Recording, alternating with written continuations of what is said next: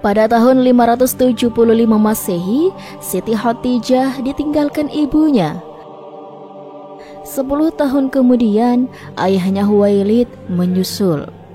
Sepeninggal kedua orang tuanya, Khadijah dan saudara-saudaranya mewarisi kekayaannya.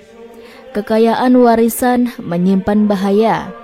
Ia bisa menjadikan seseorang lebih senang tinggal di rumah dan hidup berfoya-foya.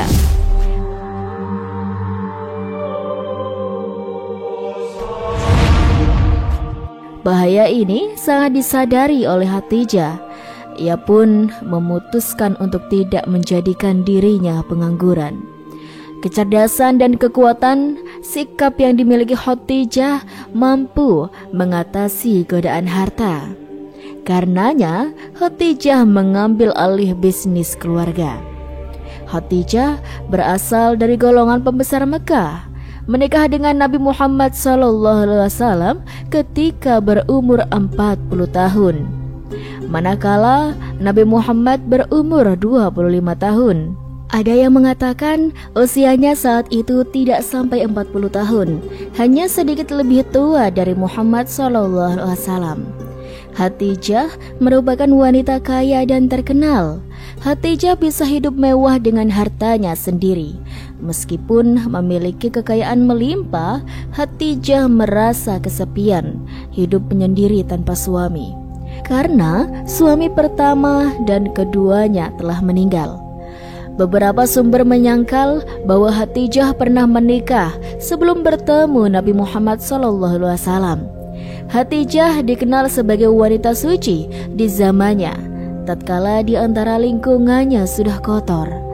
Dia, Khadijah radhiyallahu an, betul-betul pilihan Tuhan yang dipersiapkan untuk menjadi istri Nabi Muhammad SAW.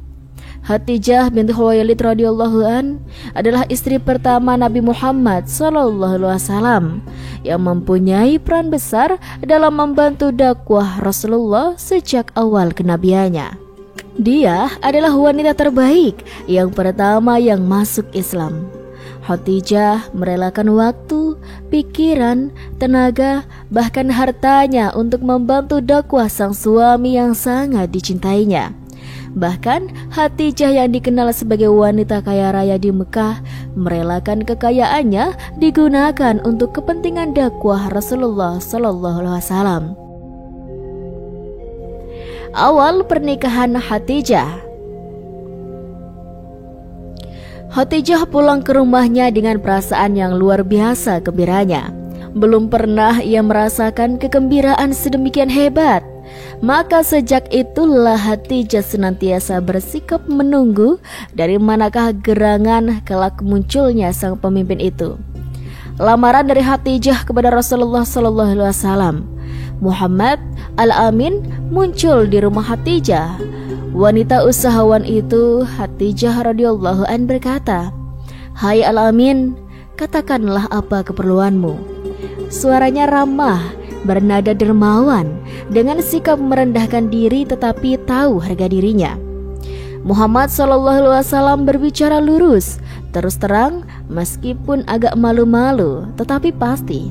Muhammad SAW berkata, "Kami sekeluarga memerlukan nafkah dari bagianku dalam rombongan niaga.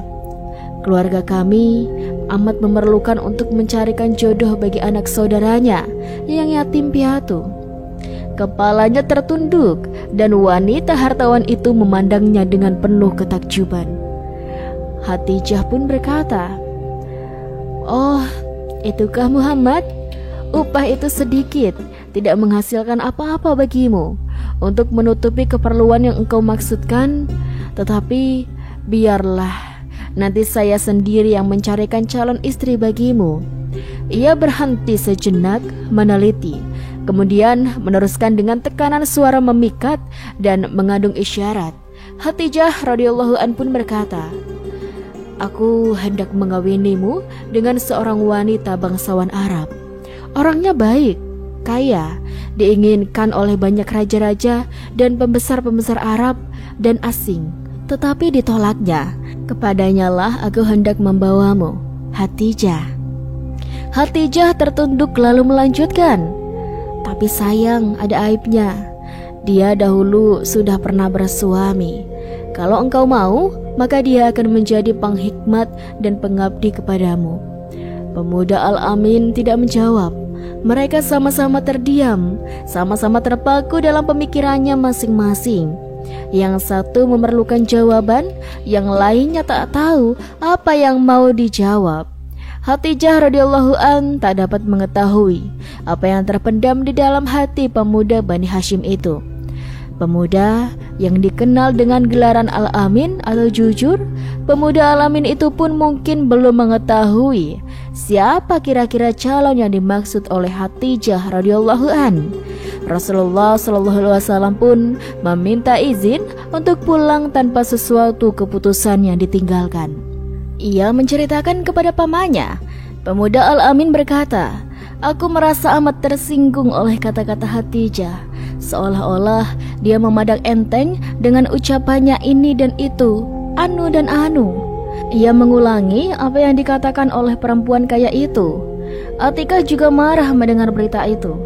Dia seorang perempuan yang cepat naik darah kalau pihak yang dinilainya menyinggung kehormatan Bani Hashim. Katanya, "Muhammad, kalau benar demikian, aku akan mendatanginya." Atikah tiba di rumah Hatijah radhiyallahu an, terus menegurnya, "Hei Hatijah, kalau kamu mempunyai harta kekayaan dan kebangsawanan, maka kami pun memiliki kemuliaan dan kebangsawanan. Kenapa kamu menghina putraku, anak saudaraku Muhammad?"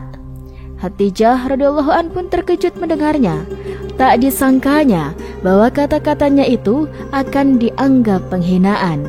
Ia berdiri, menyabarkan dan mendamaikan hati Atiko. Hatijah pun berkata, "Siapa yang sanggup menghina keturunanmu dan sukumu?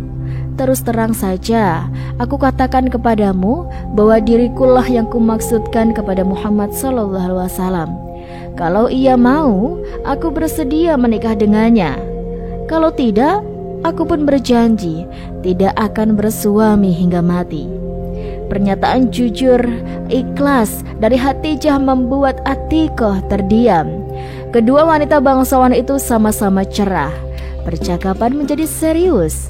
Tapi Hatijah, apakah suara hatimu sudah diketahui oleh sepupu Warakah bin Naufal? Tanya Atikoh sambil meneruskan. Kalau belum, cobalah meminta persetujuannya. Ia belum tahu. Tetapi katakanlah kepada saudaramu Abu Thalib supaya mengadakan perjamuan sederhana, jamuan minum di mana sepupuku diundang, dan disitulah diadakan majelis lamaran. Hatijah radhiyallahu berkata seolah-olah hendak mengatur siasat. Ia yakin Warakah takkan keberatan karena dialah yang menafsirkan mimpinya akan bersuamikan seorang nabi akhir zaman. Atikoh pun kemudian pulang dengan perasaan tenang dan juga puas. Pucuk dicinta ulang pun tiba. Ia segera menyampaikan berita gembira itu kepada saudara-saudaranya. Abu Thalib, Abu Lahab, Abbas dan Hamzah semua riang menyambut hasil pertemuan Atikoh dengan Hatijah. "Itu bagus sekali," kata Abu Thalib. "Tapi kita harus bermusyawarah dengan Muhammad SAW lebih dulu." Sebelum diajak bermusyawarah, maka terlebih dahulu ia pun telah menerima seorang perempuan bernama Nafisah, utusan Hatijah radhiyallahu an yang datang untuk menjalin hubungan kekeluargaan. Nasifah pun bertanya, "Muhammad, kenapa engkau masih belum berpikir mencari istri?" Muhammad SAW pun menjawab, "Hasrat ada, tetapi kesanggupan belum ada." Nafisah pun menjawab, "Bagaimana kalau seandainya ada yang hendak menyediakan nafkah, lalu engkau mendapat seorang istri yang baik, cantik, berharta, berbangsa, dan sekufu pula denganmu? Apakah engkau akan menolaknya?" Pemuda Al-Amin Rasulullah SAW bertanya, "Siapakah dia?" tanya Muhammad. Nafisah pun menjawab, "Hatijah." Nafisah terus terang, "Asalkan engkau bersedia, sempurnalah segalanya. Urusannya serahkan kepadaku. Usaha Nafisah berhasil. Ia meninggalkan putra utama Bani Hashim dan langsung menemui Khadijah radhiyallahu an, menceritakan kesediaan Muhammad sallallahu alaihi wasallam. Setelah Muhammad menerima pemberitahuan dari saudara-saudaranya tentang hasil pertemuan dengan Khadijah, maka baginda tidak keberatan mendapatkan seorang janda yang usianya 15 tahun lebih tua daripadanya. Betapa tidak setuju. Apakah yang kurang pada Khadijah? Ia wanita bangsawan, cantik, hartawan, dan budiman. Dan yang utama, karena hatinya telah dibukakan Tuhan untuk mencintainya, telah ditakdirkan akan dijodohkan dengannya. Kalau dikatakan janda, biarlah. Ia memang janda umur 40 tahun. Tetapi janda yang masih segar, bertubuh ramping, berkulit putih, dan bermata jeli. Maka diadakanlah majelis yang penuh keindahan itu. Hadirlah Warakah bin Naufal dan beberapa orang-orang terkemuka Arab yang sengaja dijemput. Abu Thalib dengan resmi meminang Khadijah kepada saudara sepupunya. Orang tua bijaksana itu setuju, tetapi dia meminta tempo untuk berunding dengan wanita yang berkenan. Pernikahan Muhammad dengan Khadijah radhiyallahu an dimintai pendapat. Dengan jujur ia berkata kepada Warakah, "Hai anak sepupuku, betapa aku akan menolak Muhammad sallallahu alaihi wasallam padahal ia sangat amanah, memiliki kepribadian yang luhur, kemuliaan dan keturunan bangsawan. Lagi pula pertalian kekeluargaannya luas." Warakah berujar, "Benar katamu Khadijah, hanya saja ia tak berharta." Sambut Khadijah radhiyallahu an, "Kalau ia tak berharta, maka aku cukup berharta. Aku tak memerlukan harta lelaki. Kuwakilkan kepadamu untuk menikahkan aku dengannya." Warakah bin Naufal kembali mendatangi Abu Thalib, memberitakan bahwa dari pihak keluarga perempuan sudah bulat mufakat dan merestui bakal pernikahan kedua mempelai. Lamaran diterima dengan persetujuan mas kawin 500 dirham. Abdullah bin Abu Quhafah atau Abu Bakar As-Siddiq radhiyallahu an, sahabat akrab Muhammad sallallahu alaihi wasallam, sejak dari masa kecil memberikan sumbangan pakaian indah buatan Mesir yang melambangkan kebangsawan Quraisy, sebagaimana layaknya dipakai dalam upacara adat istiadat pernikahan agung. Apalagi karena yang akan dinikahi adalah seorang hartawan dan bangsawan pula. Peristiwa pernikahan Muhammad dengan Khadijah berlangsung pada hari Jumat, 2 bulan sesudah kembali dari perjalanan niaga ke negeri Syam.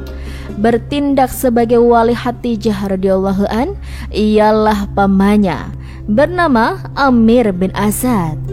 Warakah bin Naufal membacakan khutbah pernikahan dengan fasih, disambut oleh Abi Thalib sebagai berikut. Alhamdulillah, segala puji bagi Allah yang menciptakan kita keturunan Nabi Ibrahim, benih Nabi Ismail, anak cucu Ma'ad dari keturunan Mudar. Begitupun kita memuji Allah Subhanahu wa Ta'ala yang telah menjadikan kita penjaga rumahnya, pengawal tanah haramnya yang aman sejahtera, dan menjadikan kita hakim terhadap sesama manusia. Sesungguhnya anak saudaraku ini, Muhammad bin Abdullah, kalau akan ditimbang dengan laki-laki manapun juga, niscaya ia lebih berat dari mereka sekalian. Walaupun ia tidak berharta, namun harta benda itu adalah bayang-bayang yang akan hilang dan sesuatu yang akan cepat pergi. Akan tetapi Muhammad, tuan-tuan sudah mengenalinya siapa dia. Dia telah melamar Khadijah binti Khuwailid. Dia akan memberikan mas kawin 500 dirham yang akan segera dibayarnya dengan tunai dari hartaku sendiri dan saudara-saudaraku. Demi Allah Subhanahu wa Ta'ala, sesungguhnya aku mempunyai firasat tentang dirinya bahwa sesudah ini, yakni di saat-saat mendatang, ia akan memperoleh berita gembira atau al-abasyara serta pengalaman-pengalaman hebat. Semoga Allah Subhanahu wa Ta'ala memberkati pernikahan ini. Penyambutan untuk memeriahkan majelis pernikahan itu sangat meriah di rumah mempelai perempuan. Puluhan anak laki-laki dan perempuan berdiri berbaris di pintu sebelah kanan di sepanjang lorong yang dilalui oleh mempelai lelaki, dan mengucapkan salam marhaban kepada mempelai dan menghamburkan harum-haruman kepada para tamu dan pengiring. Selesai ucapan dan tamu-tamu bubar, Khadijah radhiyallahu an membuka isi hati kepada suaminya dengan ucapan, "Hai Al-Amin, bergembiralah. Semua harta kekayaan ini, baik yang bergerak maupun yang tidak bergerak, yang terdiri dari bangunan-bangunan, rumah-rumah, barang dagangan, hamba-hamba sahaya adalah menjadi milikmu. Engkau bebas membelanjakannya ke jalan yang mana yang engkau ridhoi." Itulah sebagaimana firman Allah Subhanahu wa Ta'ala yang bermaksud, "Dan Dia, Allah Subhanahu wa Ta'ala, mendapatimu sebagai seorang yang kekurangan, lalu Dia memberikan kekayaan." Quran Surat Ad-Duha ayat 8. Alangkah bahagianya kedua pasangan mulia itu, hidup sebagai suami istri yang sekufu, sehaluan, serasi dan secita-cita. Rasulullah SAW dengan lisannya sendiri memuji kemuliaan Khadijah.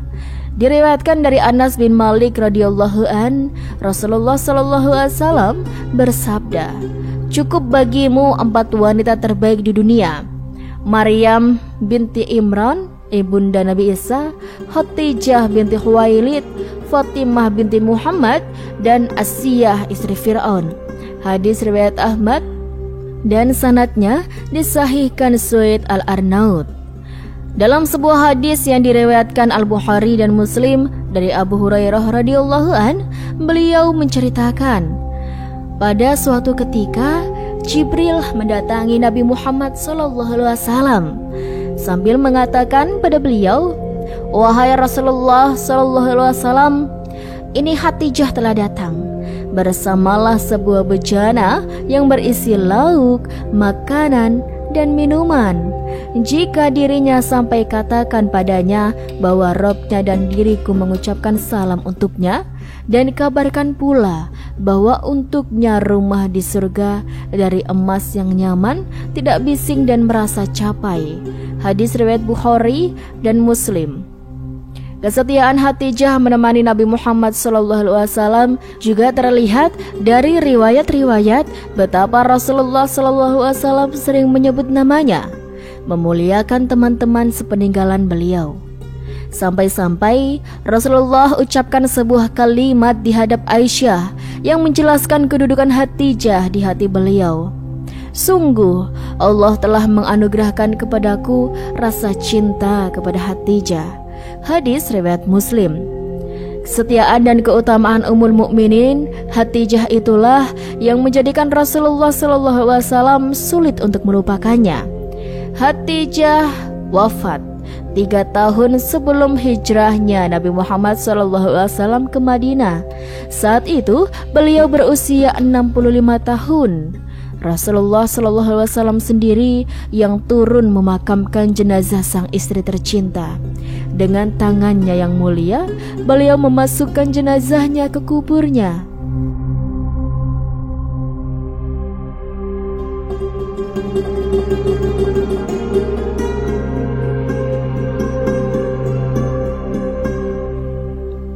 Wafatnya Khadijah sangat berdekatan waktunya dengan wafatnya paman Rasulullah, Abu Thalib, yang selalu melindungi beliau saat diganggu oleh orang-orang Quraisy. Rasulullah benar-benar merasa sedih dengan wafatnya 2 orang yang beliau cintai ini, 2 orang penolong pendakwahnya. Ditambah lagi sang paman wafat dalam keadaan berada di atas agama nenek moyangnya. Begitu sedihnya Rasulullah. Tahun itu pun dinamakan tahun kesedihan. Khadijah diperistri oleh Rasulullah pada usia 40 tahun, sedangkan Rasulullah pada saat itu berusia 25 tahun. Sebelum menikah dengan Rasulullah, Khadijah pernah menikah 2 kali. Suaminya yang bernama Atik bin Aiz Al-Mazumi. Suami yang kedua bernama Abu Halal bin An-Nabasi At-Tamimi. Setelah menjalani kehidupan rumah tangga bersama Nabi Muhammad SAW selama 25 tahun, Khadijah pun meninggal dunia. Dari pernikahannya dengan Khadijah, Nabi Muhammad SAW memiliki 6 anak, 5 lahir sebelum kenabian dan 1 anak lahir setelah kenabian. 2 putra Rasulullah yang pertama yaitu bernama Qasim. Namanya menjadi kunyah Rasulullah, Abul Qasim. Qasim dilahirkan sebelum kenabian dan wafat saat berusia 2 tahun. Yang kedua adalah Abdullah, disebutkan juga At-Tayyib atau At-Tahir karena lahir setelah kenabian. Adapun putrinya berjumlah 4, yakni Zainab yang menikah dengan Abu Al-As bin Al-Rabi, keponakan Rasulullah dari jalur Khadijah. Kemudian Fatimah menikah dengan Ali bin Abi Thalib. Lalu Ruqayyah dan Ummu Kulsum menikah dengan Utsman bin Affan. Nabi SAW diberi keistimewaan dengan banyak istri. Nabi SAW dalam satu waktu dibolehkan memiliki istri lebih dari 4. Hal ini untuk menunjukkan mulianya Nabi Muhammad SAW. Rasulullah SAW meninggal dunia dalam keadaan meninggalkan 9 istrinya. Namun beliau memiliki istri yang lain. Ada yang beliau setubuhi, ada pula yang beliau langsungkan akad namun tidak disetubuhi. Ada pula yang beliau khitbah namun tidak sampai menikah. Adapun istri Nabi SAW yang beliau gauli atau kita menyebut dengan Ummahatul Mukminin, ibunya orang beriman. Yang raji atau pendapat terkuat ada 11 istri. Pertama, 6 istri dari Quraisy. Khadijah binti Khuwailid. Istri pertama Nabi Muhammad SAW adalah Siti Khadijah binti Khuwailid bin As'ad bin Abdul Uzza bin Qusay bin Kilab bin Murrah bin Ka'ab bin Lu'ay bin Ghalib bin Fahr bin Malik bin Nadar bin Kinana Al-Quraisy Al-Asadiyah. Kedua orang tua beliau sangat terpandang di kalangan masyarakat Quraisy, bahkan termasuk kalangan para pemuka Quraisy. Meskipun berasal dari kaum Quraisy, keluarga beliau berpegang teguh pada akhlak yang mulia. Keluarga beliau sangat kaya raya, namun juga sangat dermawan, sehingga Siti Khadijah tumbuh menjadi wanita yang berkarakter mulia juga. Pada saat menikah dengan Nabi Muhammad SAW, usia beliau sudah 40 tahun. Dari pernikahan dengan Rasulullah, Siti Khadijah melahirkan 6 orang anak yang masing-masing diberi nama Qasim, Abdullah, Zainab, Ruqayyah, Ummi Kulsum, dan Fatimah. Ayahnya Khadijah, Khuwailid bin Asad bin Abdul Uzza.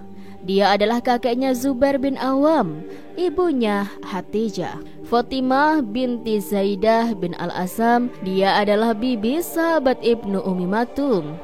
Ahli sejarah berbeda pendapat, apakah Khadijah menikah dengan Nabi SAW dalam keadaan janda ataukah masih gadis? Sebagian mengisyaratkan bahwa Khadijah masih gadis. Di antaranya Abu Nuaim Al-Asabani dalam Dalail An-Nubawah. Ulama berbeda pendapat tentang usia Khadijah ketika menikah dengan Rasulullah SAW. Keterangan yang sering kita dengar, beliau menikah dengan Nabi SAW di usia 40 tahun. Berdasarkan riwayat yang disebutkan oleh Ibnu Sa'ad dalam At-Tabakat Al-Kubra dari Al-Waqidi, dalam riwayat itu menyatakan Rasulullah SAW menikahinya Khadijah ketika beliau berusia 25 tahun, sementara Khadijah berusia 40 tahun. Akan tetapi dalam riwayat Al-Hakim dengan sanadnya dari Muhammad ibnu Ishaq, beliau menyatakan pada hari pernikahannya Khadijah berusia 28 tahun. Al-Mustadrak Al-Hakim. Kemudian dalam Al-Bidayah wa Nihayah, Ibnu Katsir menyatakan, dinukil oleh Al-Baihaqi dari Al-Hakim bahwa usia Rasulullah SAW ketika menikah dengan Khadijah adalah 25 tahun, sedangkan usia Khadijah ketika itu adalah 35 tahun. Ada juga yang mengatakan 25 tahun. Wallahu alam ya sobat, tidak ada acuan yang cukup menenangkan dan meyakinkan dalam hal ini. Karena itu kita tidak perlu terlalu mendalami. Lebih dari itu, orang tidak jadi sesat gara-gara salah dalam menentukan tahun pernikahan Khadijah. Khadijah merupakan istri pertama Rasulullah dan selama beliau bersama Khadijah, beliau sallallahu alaihi wasallam tidak berpoligami sampai Khadijah meninggal.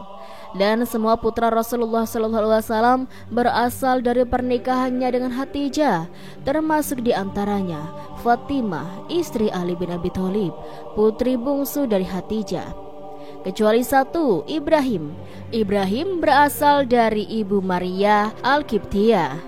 Rasulullah SAW pernah memuji beberapa wanita, diantaranya Khadijah.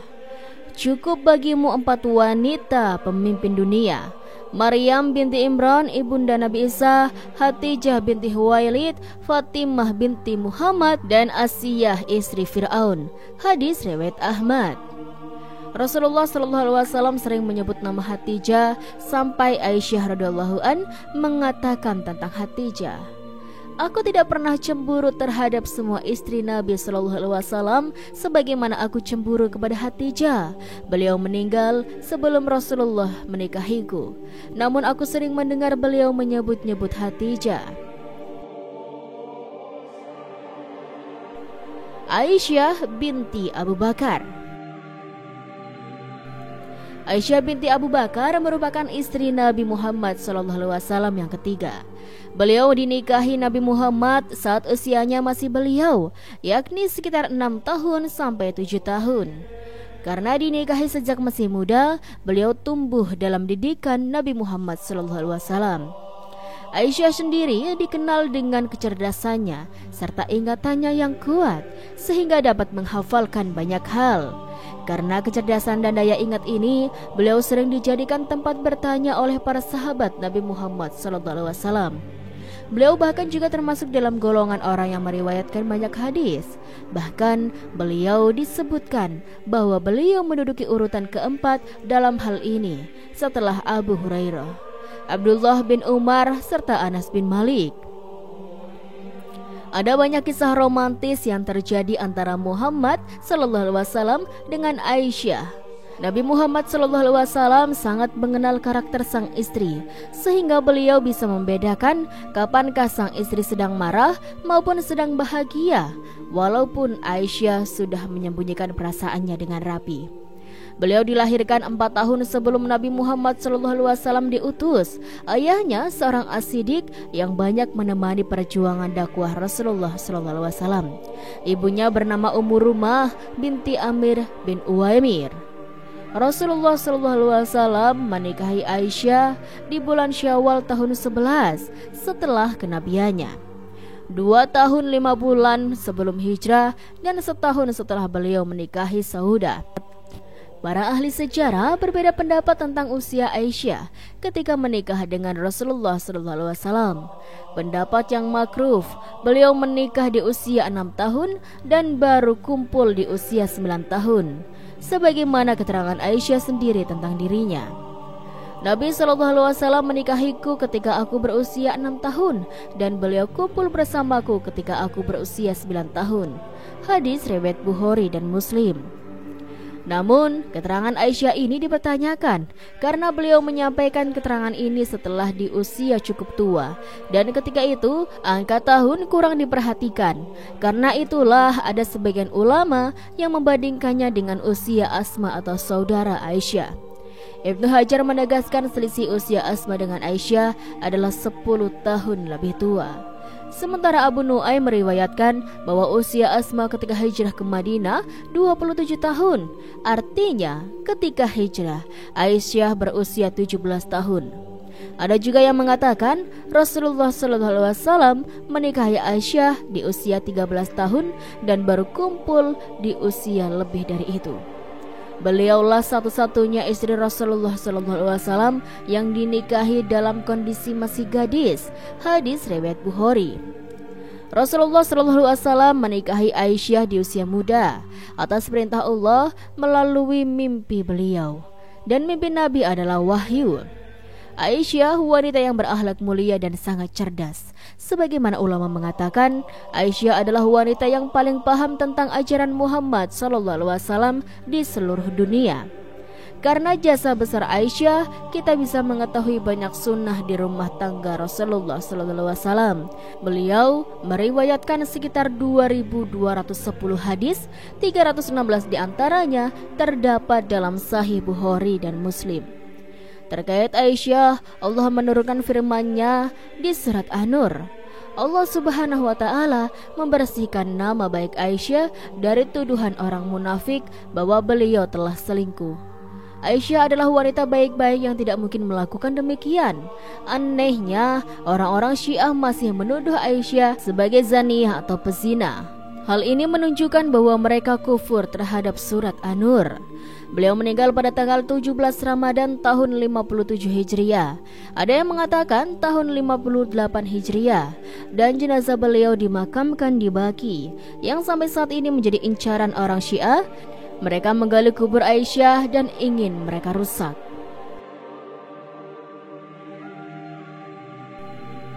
Hafsah binti Umar bin Khattab. Hafsah merupakan putri Umar bin Khattab yang menjanda setelah suaminya gugur dalam perang Badar. Umar bin Khattab sedih dan memberikan kabar tersebut kepada Rasulullah. Nabi Muhammad SAW kemudian memberikan Umar bin Khattab kabar yang gembira bahwasanya beliau bersedia untuk menikahi Hafsah. Selayaknya ayahnya, Hafsah juga merupakan wanita yang kuat dan tegas ucapannya. Bahkan Aisyah menggambarkan bahwa sifat yang dimiliki Hafsah sama dengan Umar bin Khattab. Tidak hanya itu sahabat, Hafsah juga merupakan seorang wanita yang pandai membaca serta menulis. Ini adalah kemampuan yang saat itu belum umum dimiliki oleh para wanita. Salah satu karya beliau adalah terkumpulnya Al-Quran, karena beliau adalah seorang wanita yang pandai membaca serta menulis. Hafsah mendapatkan perintah dari Abu Bakar untuk mengumpulkan Al-Quran. Perintah ini juga terlepas dari desakan Umar bin Khattab karena banyaknya penghafal Al-Quran yang gugur dalam peperangan melawan orang murtad setelah Nabi Muhammad SAW wafat. Ayahnya seorang sahabat yang luar biasa, ibunya juga seorang sahabiyah, namanya Zainab binti Mas'un bin Wahab. Artinya, ibunya Hafsah adalah saudara dari Utsman bin Mas'un, seorang sahabat mulia yang pernah ingin mengebiri dirinya agar bisa fokus ibadah. Namun Rasulullah SAW melarangnya. Sebelumnya, Hafsah menikah dengan Hunais bin Huzafah As-Sahmi. Bersama suaminya beliau masuk Islam dan ikut hijrah ke Habasyah. Sahabat Hunais bin Huzafah pernah ikut perang Badar dan perang Uhud. Pada perang Uhud, beliau terkena luka yang mengantarkan pada kematiannya. Semoga Allah meridhoi beliau. Beliau menjanda sepeninggal suaminya antara tahun 2 atau 3 Hijriah. Sebagian ahli sejarah mengatakan ketika itu usia Hafsah baru menginjak 20 tahun. Setelah selesai masa iddah, Umar sang ayah yang bertanggung jawab segera mencarikan suami penggantinya. Beliau menawarkan ke Utsman, namun Utsman belum berkeinginan menikah karena baru ditinggal mati istrinya. Umar pun menawarkan ke Abu Bakar, namun beliau tidak menanggapinya, hingga Umar pun marah kepada Abu Bakar. Sampai akhirnya Rasulullah SAW pun meminangnya. Setelah Hafsah dinikahi Rasulullah, Abu Bakar menemui Umar dan bertanya, "Apakah kamu marah dengan sikapku kemarin?" "Ya," jawab Umar. Kemudian Abu Bakar menjelaskan alasannya. "Tidak ada sebab yang membuatku tidak merespon tawaranmu, selain karena aku telah mendengar Rasulullah SAW menyebut-nyebut Hafsah, dan aku tidak layak membuka rahasia Rasulullah. Jika beliau tidak berkeinginan menikahi Hafsah, niscaya akan aku terima." Hadis riwayat Bukhari. Hafsah dikenal sebagai wanita yang ahli ibadah, sehingga beliau disebut sawama atau wanita rajin berpuasa, dan qawama, wanita rajin salat malam. Istri Rasulullah SAW di surga. Hadis riwayat Al-Hakim, beliau disahihkan dan didiamkan oleh Az-Zahabi. Beliau pernah mengemban amanah yang luar biasa, menjaga mushaf yang telah ditulis di zaman Abu Bakar dan Umar, karena Hafsah terkenal dengan hafalan Al-Qur'annya. Hafsah wafat di bulan Sya'ban tahun 45 Hijriah di Madinah di usia 60 tahun dan jenazahnya dimakamkan di Baqi. Beliau meriwayatkan sekitar 60 hadis yang terdapat dalam Sahih Bukhari dan Muslim. Ummu Habibah. Mengenai nama asli istri Nabi Muhammad SAW yang ke-9 ini, ada yang mengatakan bahwa nama aslinya adalah Ramlah. Namun ada juga yang mengatakan bahwa nama asli Ummu Habibah adalah Hindun. Ummu Habibah pada awalnya dinikahi oleh Ubaidillah bin Jazi. Dari pernikahan ini lahirlah seorang putri yang diberi nama Habibah. Satu keluarga ini kemudian hijrah ke Habasyah. Namun sesampainya di sana, Ubaidillah bin Jazi meninggal dunia. Mendengar kabar tersebut, Nabi SAW kemudian mengirimkan surat kepada Raja Najasyi, di mana surat tersebut isinya adalah agar Ummu Habibah dinikahkan dengan beliau. Selepas pernikahannya, Ummu Habibah kemudian tinggal bersama Nabi Muhammad SAW. Ummu Salamah. Ummu Salamah merupakan istri Nabi Muhammad SAW yang memiliki nama asli Hindun binti Abi Umayyah. Sama seperti beberapa istri beliau sebelumnya, Ummu Salamah juga merupakan seorang janda ketika dinikahi Nabi Muhammad SAW. Beliau sebelumnya menikah dengan Abu Salamah. Beliau memiliki beberapa anak dari pernikahan sebelumnya dan beliau juga dikenal sebagai sosok yang cerdas. Beliau bahkan bisa memberikan saran sekaligus mendukung dakwah yang dilakukan suaminya. Beliau juga merupakan wanita yang menawan sehingga membuat Aisyah menjadi cemburu. Ayahnya Abu Umayyah Hudzaifah bin Mughirah, seorang pemuka Quraisy. Ibunya bernama Atikah binti Amir bin Rabi'ah. Ummu Salamah sebelumnya menjadi istri Abu Salamah radhiyallahu an. Bersama Abu Salamah, beliau memiliki beberapa anak. Pada tahun 4 Hijriah, kesedihan melanda keluarganya. Abu Salamah, sang suami tercinta, meninggal dunia. Namun, dia tidak hanyut dalam kesedihannya. Dia teringat pesan Nabi agar membaca satu doa ketika tertimpa musibah. Innalillahi wa inna ilaihi raji'un. Ya Allah, berikanlah pahala atas musibah yang menimpaku dan gantikanlah aku dengan yang lebih baik. Karena siapa yang membaca doa ini, Allah akan gantikan yang lebih baik. Ketika hendak berdoa, wanita solihah ini bergumam, saya diberi ganti yang lebih baik daripada Abu Salamah. Aku pun tetap membacanya. Kemudian Allah gantikan suamiku Muhammad SAW dan Allah berikan pahala untuk musibahku. Kemudian Rasulullah SAW menjadi pengganti Abu Salamah untuknya. Hadis riwayat Muslim. Terkenal dengan wanita cerdas, memberi saran suaminya dan mendukung dakwah suaminya. Lebih dari itu sobat, beliau dikenal wanita yang menawan. Aisyah mengungkapkan isi hatinya terkait Ummu Salamah. Ketika Rasulullah SAW menikahi Ummu Salamah, aku sangat sedih sekali karena banyak orang menyebut kecantikan Ummu Salamah. Aku pun mendekatinya untuk bisa melihatnya. Setelah aku melihatnya, demi Allah, dia jauh-jauh lebih cantik dan lebih indah dari apa yang aku bayangkan. Aku pun menceritakannya kepada Hafsah. Mereka satu kubu, kata Hafsah. Tidak perlu cemas, demi Allah, itu hanya karena bawaan cemburu. Tabakat Al-Kubra Ibnu Sa'ad. Beliau meriwayatkan sekitar 13 hadis yang terdapat dalam Sahih Bukhari dan Muslim. Beliau wafat tahun 59 Hijriah, ada yang mengatakan 62 Hijriah di usia 84 tahun. Istri Rasulullah SAW yang paling terakhir meninggal. Jenazah beliau dimakamkan di Baqi. Saudah binti Zam'ah. Wafatnya Siti Khadijah membuat Nabi SAW merasakan kesedihan yang mendalam dan para sahabat juga merasa peduli dengan apa yang menimpa beliau. Sehingga para sahabat Nabi Muhammad kemudian mengutus Khawlah binti Hakim As-Salamah yang merupakan istri Utsman bin Mas'un. Khawlah binti Hakim As-Salimah diutus untuk menemui dan memotivasi Nabi Muhammad SAW supaya tertarik untuk menikah lagi. Dari utusannya Khawlah ini, Nabi Muhammad SAW menjatuhkan pilihannya kepada Saudah binti Zam'ah merupakan seorang janda karena sebelumnya sudah menikah dengan Sukran bin Amr. Dari pernikahan pertama ini lahirlah anak yang dinamakan dengan Abdullah. Saudah bin Zam'ah menjadi istri pertama Nabi SAW setelah Siti Khadijah wafat.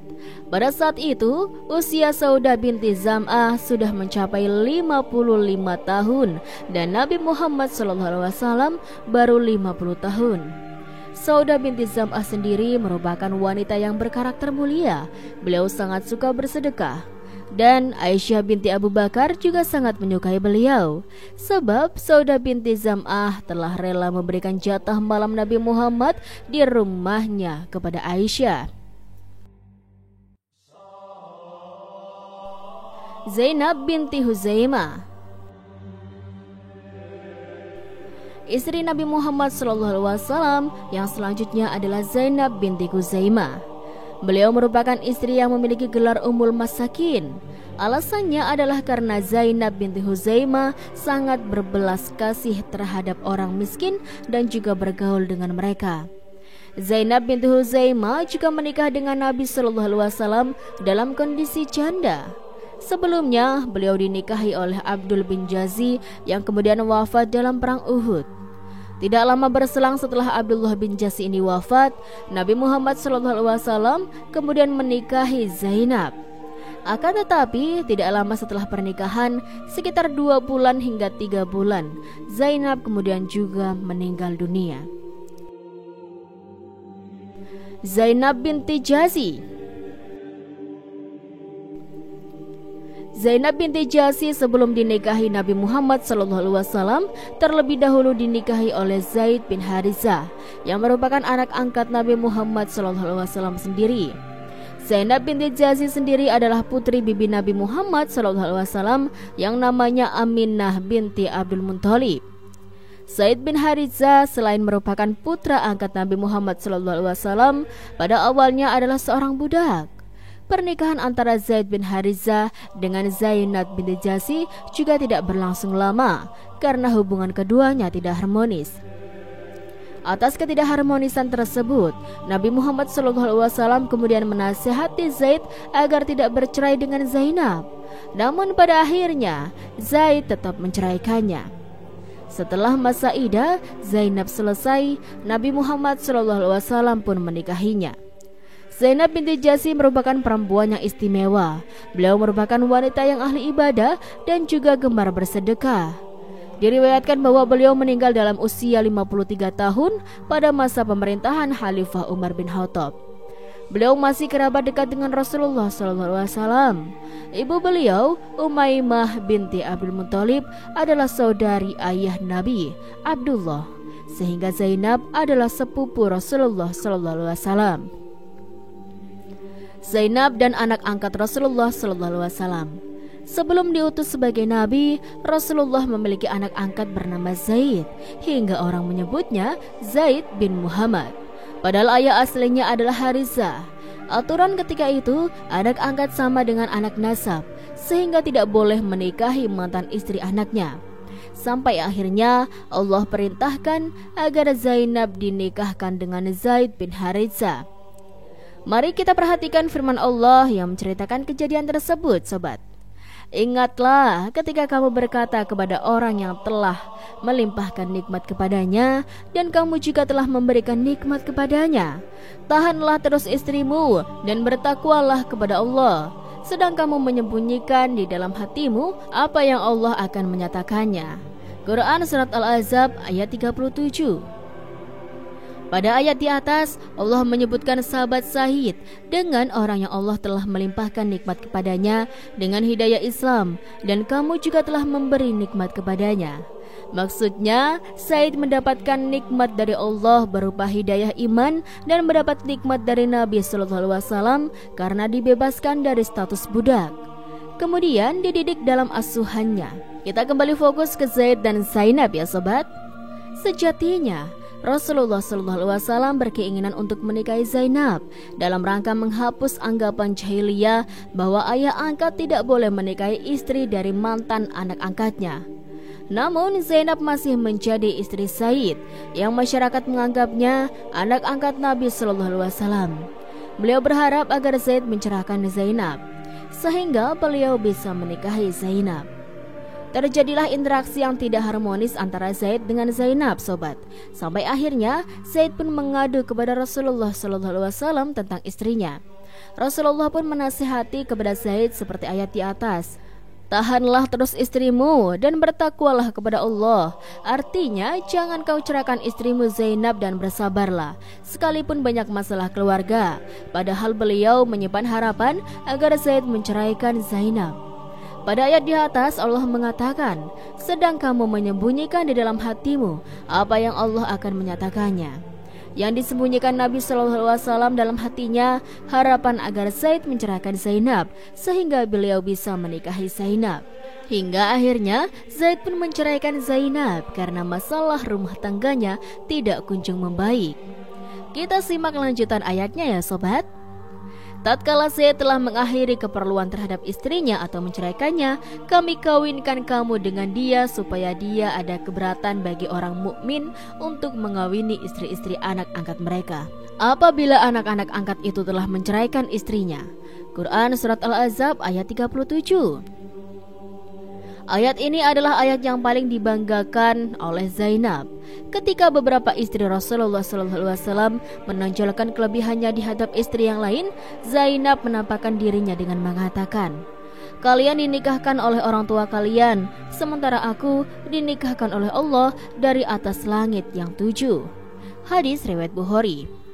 Rasulullah SAW menikahi Zainab pada bulan Zulqa'dah tahun 5 Hijriah. Ada yang mengatakan tahun 6 Hijriah. Beliau dikenal sebagai wanita ahli ibadah dan sangat gemar bersedekah. Beliau wafat di zaman Khalifah Umar pada tahun 20 Hijriah. Di usia 53 tahun, beliau adalah istri Rasulullah SAW yang meninggal pertama kali setelah wafatnya Nabi SAW. Maimunah binti Al-Haris. Maimunah binti Al-Haris pada awalnya adalah istri Mas'ud bin Amr As-Sakafi. Mereka berdua kemudian bercerai karena berbeda keyakinan. Maimunah binti Al-Haris memeluk agama Islam, sedangkan suaminya sangat membenci Islam. Maimunah sendiri merupakan bibi Khalid bin Walid dan bibi Ibnu Abbas. Beliau memeluk agama Islam namun masih menyembunyikannya dan masih tetap tinggal di Mekah. Namun saat terwujudnya perjanjian Hudaibiyah dan kaum muslimin melakukan ibadah haji, beliau menyatakan keinginannya. Keinginan tersebut adalah bergabung dengan para sahabat serta Nabi Muhammad SAW. Beliau lalu dinikahi Nabi Muhammad dengan mahar 400 dirham. Juwairiyah binti Al-Haris.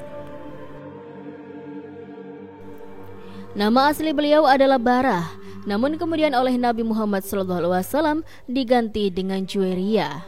Beliau merupakan putri dari pembesar Bani Mustalik, dan sebelum menikah dengan Nabi Muhammad SAW, terlebih dahulu beliau menikah dengan Musafi bin Safwan. Sebelumnya juga beliau adalah budak Sabit bin Qais yang bersedia membebaskannya. Dengan syarat Juwairiyah harus membayar jumlah uang. Karena itu, Juwairiyah kemudian menghadap Nabi SAW guna meminta bantuan. Nabi SAW membantu Juwairiyah sekaligus menikahinya dengan mahar yang berupa pembebasan dirinya. Usai tersiar kabar bahwa Nabi Muhammad SAW menikahi Juwairiyah, banyak sahabat yang kemudian membebaskan tawanan dari Bani Mustalik yang menjadi bentuk penghormatan. Sebelum masuk Islam, dia bernama Bara. Kemudian atas perintah Rasulullah SAW diganti Juwairiyah. Beliau wanita istimewa dari kelompok Yahudi Bani Mustalik. Putri pemimpin Yahudi Bani Mustalik, Haris bin Abi Dirar. Di kampung Bani Mustalik, Juwairiyah menjadi istri Musafi bin Safwan. Pernikahan dengan Rasulullah SAW. Setelah Rasulullah SAW menaklukkan Yahudi Bani Qusaidah karena berkhianat ketika perang Khandak, terdapat kabar bahwa Haris bin Abi Nadar bersama pasukannya Bani Mustalik dan beberapa sekutunya dari berbagai suku Arab akan menyerang Madinah. Rasulullah SAW pun menugaskan Buraidah bin Hasbi untuk mencari tahu kebenaran berita ini. Dan kemudian sahabat pemberani ini pun mendatangi mereka. Setelah Rasulullah SAW yakin akan kebenaran berita ini, beliau memerintahkan para sahabat untuk bergegas menuju Bani Mustalik. Ternyata Haris telah mengirim mata-mata untuk mengintai pasukan muslimin. Namun para sahabat berhasil menangkap mata-mata ini dan mereka pun membunuhnya. Mendengar kedatangan pasukan Nabi SAW dan terbunuhnya mata-matanya, Haris dan pasukannya sangat ketakutan. Hingga suku-suku Arab yang ikut bersamanya membatalkan perjanjian dan pulang ke daerah masing-masing. Kemudian sampailah pasukan Nabi SAW di lembah Al-Muraisi, salah satu daerah sumber air dari Bani Mustalik. Disinilah beliau menyiapkan barisan pasukan dan membagi tugas masing-masing, hingga akhirnya kaum muslimin berhasil mengalahkan Bani Yahudi. Di perang ini terbunuhlah Musafi bin Safwan, suami Juwairiyah. Juwairiyah menjadi salah satu wanita tawanan ketika itu. Setelah pembagian, Juwairiyah jatuh pada kepemilikan Sabit bin Qais. Namun Sabit membebaskannya dengan syarat membayar uang tersebut. Hingga datanglah Juwairiyah menghadap Nabi SAW dan memohon agar dibantu untuk melunasi biaya pembebasan dirinya. Beliau pun menerima permohonan ini dan beliau menikahinya dengan mahar pembebasan dirinya dari status budak. Setelah mengetahui Rasulullah SAW menikahi Juwairiyah, banyak sahabat yang membebaskan tawanannya dari Bani Mustalik sebagai bentuk penghormatan untuk semua ipar Rasulullah SAW. Karena peristiwa ini, Juwairiyah dianggap wanita yang paling berkah bagi kaumnya. Beliau hidup hingga masa Khalifah Muawiyah, meninggal di Madinah pada tahun 56 Hijriah. Satu istri dari Bani Israel, Safiyah binti Huyai. Safiyah binti Huyai merupakan istri Nabi Muhammad SAW yang berasal dari Bani Nadir. Sebelumnya, Safiyah adalah istri seorang laki-laki yang bernama Salam bin Mashkam. Namun, pernikahan ini berakhir dengan perceraian. Setelah Safiyah menikah dengan Hinanan bin Abi Hakik, Hinanan bin Abi Hakik kemudian meninggal akibat melanggar sesuatu kesepakatan dengan umat Islam. Pada saat itu, Bani Nadir tinggal di kota besar yang disebut dengan Khaybar. Nabi Muhammad SAW berkeinginan untuk memperluas agama Islam dan salah satu sasarannya adalah Bani Nadir yang ada di Khaybar. Dalam perang tersebut, kaum muslimin adalah pemenang dan suami Safiyah binti Huyai terbunuh. Karena menang, sudah tentu ada banyak rampasan perang sekaligus tawanan. Pada awalnya, Safiyah hampir menjadi budak Diyah Al-Kalbi. Namun, Nabi Muhammad SAW menyelamatkannya. Saat itu, beliau memberikan tawaran apakah akan masuk Islam atau tetap dengan agama Yahudi. Safiyah ternyata memilih Islam, sehingga beliau kemudian dinikahi oleh Nabi Muhammad SAW. Safiyah oleh Nabi Muhammad SAW sebagai wanita sadikah, yang artinya wanita yang jujur. Istri beliau yang meninggal dunia ketika beliau masih hidup adalah 1. Khadijah binti Khuwailid dan 2. Zainab binti Huzaimah. Nabi SAW memiliki 2 sahaya wanita, yaitu Maria, ibu anak beliau yang bernama Ibrahim, dan Raihana binti Zaid, budak yang dihibahkan oleh Zainab binti Jazi. Berasal dari masyarakat Yahudi Bani Nadir. Ayahnya, Huyai bin Aqabah, adalah kepala suku Bani Nadir, satu suku Yahudi, keturunan Nabi Harun alaihissalam. Ibunya bernama Barah bin Samuel, saudara dari sahabat Rifa'ah bin Samuel. Sebelum masuk Islam, Safiyah menikah dengan Salam bin Mashkam, seorang ahli berkuda dan pandai bersyair. Setelah berpisah dengan Salam, Safiyah menikah dengan Kinana bin Abil Hakik. Bani Nadir tinggal di daerah Khaybar. Kala itu, Khaybar terkenal sebagai kota besar, memiliki banyak benteng dan kebun kurma yang sangat luas. Letaknya 120 km ke utara kota Madinah. Ketika perang Khandaq, penduduk Khaybar termasuk salah satu suku yang membantu pasukan bersama kaum musyrikin untuk menyerang Madinah. Mereka juga yang memanas-manasi Bani Quraizah untuk berkhianat kepada kaum muslimin. Masyarakat Khaybar juga sering membantu orang munafik Madinah untuk melancarkan makarnya. Dengan adanya perjanjian Hudaybiyah, Rasulullah SAW mendapatkan titik aman untuk semakin meluaskan Islam. Salah satu sasaran beliau adalah Khaybar, satu daerah sangat strategis yang bisa menguatkan Islam sekaligus mengancam entitas Madinah. Rasulullah SAW sangat berharap agar Khaybar bisa masuk ke kawasan Islam. Tentang Khaybar sejatinya telah Allah sebutkan dalam Al-Quran.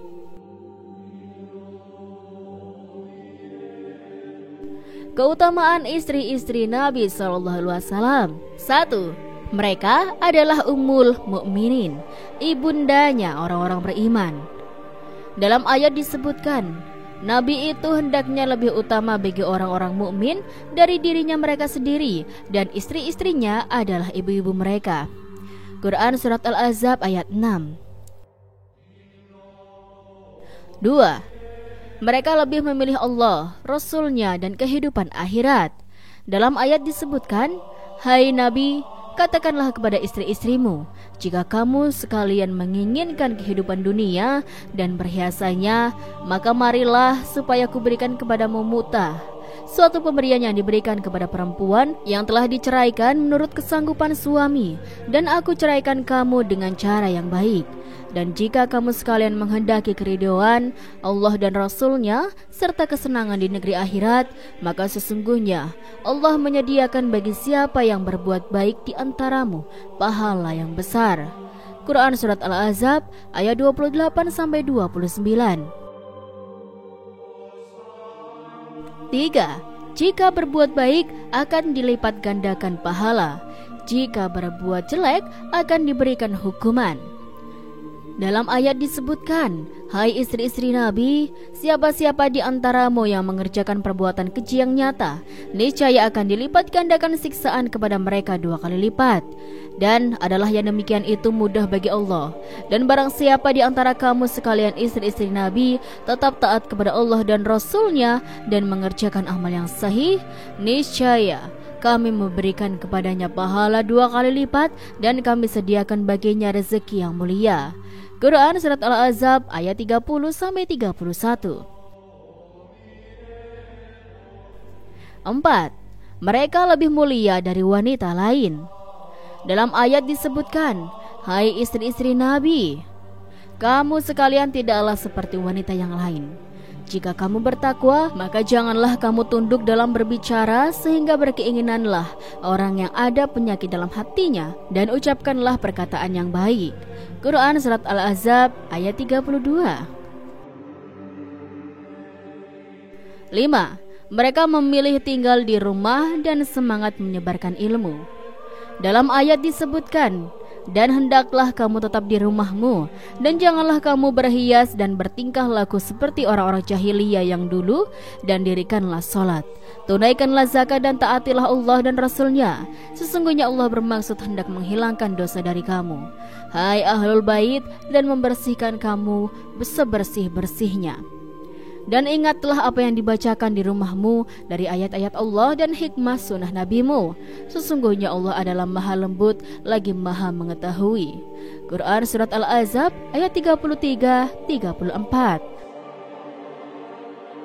6. Allah memuliakan Ummul Mukminin. Dalam ayat disebutkan, "Hai Nabi, sesungguhnya kami telah menghalalkan bagimu istri-istrimu yang telah kamu berikan mas kawinnya, dan hamba sahaya yang kamu miliki, yang termasuk apa yang kamu peroleh dalam peperangan yang dikaruniai Allah untukmu. Dan demikian pula anak-anak perempuan dari saudara laki-laki bapakmu, anak-anak perempuan dari saudara perempuan bapakmu, anak-anak perempuan dari saudara laki-laki ibumu, dan anak-anak perempuan dari saudara perempuan ibumu yang turut hijrah bersama kamu, dan perempuan mukminin yang menyerahkan dirinya kepada Nabi. Kalau Nabi mau mengawininya sebagai pengkhususan bagimu, bukan untuk semua orang mukminin. Sesungguhnya kami telah mengetahui apa yang kami wajibkan kepada mereka tentang istri-istri mereka dan hamba sahaya yang mereka miliki, supaya tidak terjadi kesempitan bagimu. Dan adalah Allah Maha Pengampun lagi Maha Penyayang." Quran Surat Al-Ahzab ayat 50. 7. Rasul memuliakan Ummul Mukminin. Dalam ayat disebutkan, kamu boleh menangguhkan menggauli siapa yang kamu hendaki di antara mereka, istri-istrimu, dan boleh pula menggauli siapa yang kamu hendaki, dan siapa-siapa yang kamu ingini untuk menggaulinya kembali dari perempuan yang telah kamu ceraikan, maka tidak ada dosa bagimu. Yang demikian itu adalah lebih dekat untuk ketenangan hati mereka, dan mereka tidak merasa sedih, dan semuanya rela dengan apa yang telah kamu berikan kepada mereka. Dan Allah mengetahui apa yang tersimpan dalam hatimu, dan adalah Allah Maha Mengetahui lagi Maha Menyantun. Quran Surat Al-Ahzab ayat 51. 8. Mereka tidak boleh menikah sepeninggalan Rasulullah SAW. Dalam ayat disebutkan, dan tidak boleh kamu menyakiti hati Rasulullah, dan tidak pula mengawini istri-istrinya selama-lamanya sesudah ia wafat. Sesungguhnya perbuatan itu adalah amat besar dosanya di sisi Allah Subhanahu wa taala. Quran Surat Al-Ahzab ayat 53. 9. Rasul memerintahkan mereka untuk berhijab. Dalam ayat disebutkan, hai Nabi, katakanlah kepada istri-istrimu, anak-anak perempuanmu, dan istri-istri orang mukmin, hendaklah mereka mengulurkan hijabnya ke seluruh tubuh mereka. Yang demikian itu supaya mereka lebih mudah untuk dikenal, karena itu mereka tidak diganggu, dan Allah adalah Maha Pengampun lagi Maha Penyayang. Quran Surat Al-Ahzab ayat 59. Ke-10. Allah menyucikan mereka. Dalam ayat disebutkan, wanita-wanita keji adalah untuk laki-laki yang keji, laki-laki yang keji adalah untuk wanita-wanita yang keji pula, dan wanita-wanita yang baik adalah untuk laki-laki yang baik, dan laki-laki yang baik adalah untuk wanita yang baik-baik pula. Mereka yang dituduh itu bersih dari apa yang dituduhkan oleh mereka yang menuduh itu. Bagi mereka ampunan dan rezeki yang mulia surga. Quran Surat An-Nur ayat 26. Ada juga yang menyebutkan bahwa istri Nabi Muhammad SAW berjumlah 13 orang, karena memang beliau melangsungkan akad nikah dengan 13 orang wanita. Kalau menurut sobat bagaimana? Silahkan tuliskan pendapat kalian di kolom komentar ya. Itulah kisah yang bisa Rizky sampaikan. Semoga kisah ini bermanfaat dan bisa menjadi pembelajaran bagi kita semuanya. Terima kasih sudah menonton video ini sampai akhir, dan jangan lupa tonton video-video lainnya hanya di channel Rizky Nur Hidayah. Sekian dari Rizky. Wassalamualaikum warahmatullahi wabarakatuh.